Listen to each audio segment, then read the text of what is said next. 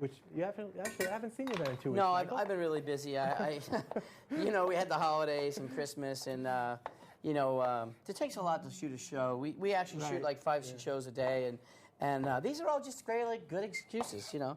But you're doing very well, and Michael's actually serving balanced meals out of his deli now. Yeah, because you know the problem is well, here's my only problem. I'm not having enough fruit during the day because I have it all at night, but I need to grab more fruit during the day. Yes. You know, but yeah, no, I'm typically doing a lot of spinach salads with. I mean, I never liked nuts before. I never ate them, and I look at the back of the bag, and I'm always like, wow, it's 10% fiber, 30% fat, and I'm like, I don't want to eat nuts because it's fat. And I didn't want to eat that because it's fat, but now I've got this balance, so I can now eat you it. know, fat only gets stored when you have it with a high glycemic carbohydrate. Right. If you have barley and fat, your fat is going to be burned by your muscles because insulin is stabilized. Once insulin goes out of whack, once you eat your Italian bread, and juju beans that you have hidden in your nightstand, then you're going to store fat. All right, when we come back from this commercial break, we're going to finish up our tomato salsa. I'm going to check on my beautiful striped bass. I hope it's beautiful by now. And my barley I'm going to drain during this commercial break. We'll come right back. Don't go anywhere on a culinary experience.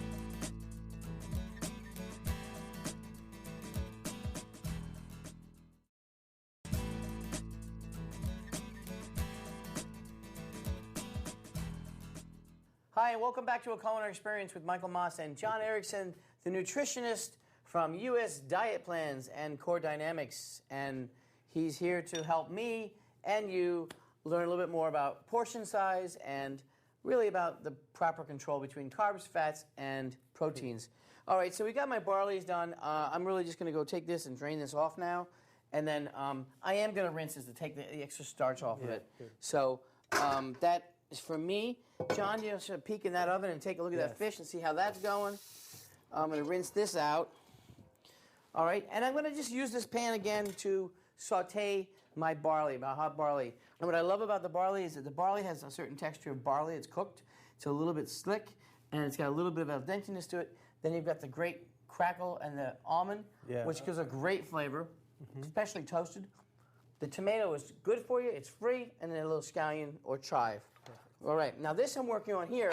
While that gets hot, and I'm eating my almonds, I've got a diced tomato, and I'm going to cut up a red onion and a Kalamata black olive and a little garlic. John, you want to come over here and crack that garlic up for me? Yes.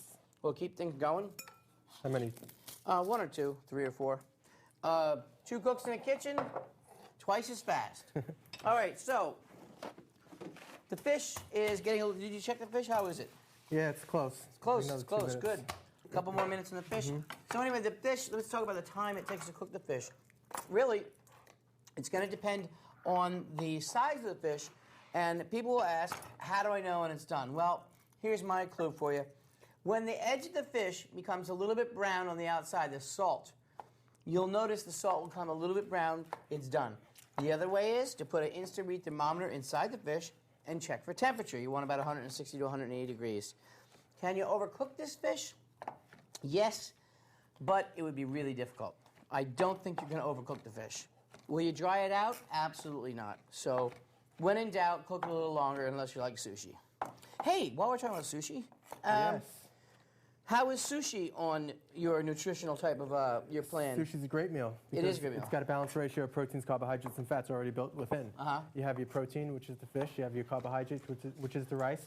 And the most important thing when you eat each piece of sushi, each piece of fish that goes into your mouth, always have the same volume of rice with your fish. Right. Which is typically whenever you get a sushi platter or a roll. Right. Usually there's the similar ratio of protein and carbohydrates. So it's good as is. Right. And the fat source is from what? Eel. Yes, there's some fat in there, but avocado. Avocado, yeah. Yes. Yeah, I love that roll. Yeah, avocado. The only problem with that meal is that little bit of sweet sauce on top. Yeah, that eel, that's, yeah, I know what you're talking about. Okay on the weekends. Yeah. Okay, in the weekends. I actually, I'm going to add my barley now to my olive oil. I actually don't like an eel roll because, well, Sometimes they're a little fishy. Yeah, well, eel is, and I think of it as a snake, and I don't, you know, it's like a water snake, but it also is a lot of fat. Eel has a lot of fat in it, but I think it would be better than what